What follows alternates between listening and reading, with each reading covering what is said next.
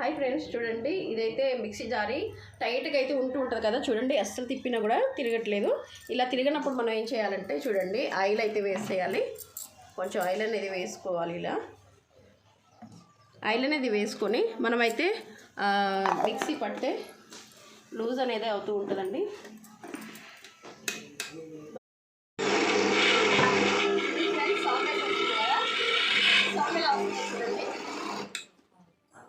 ఇక ఫ్రెండ్స్ చూడండి ఇప్పుడైతే చక్కగా ఇలా తిరుగుతూ ఉంది.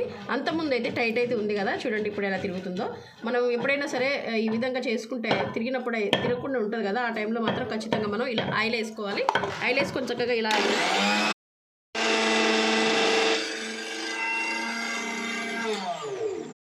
ఎలా అయిందో చక్కగా అయితే ఇలా మిక్స్ అయితే అవుతూ ఉంటుందండి. మీరు ట్రై చేయండి.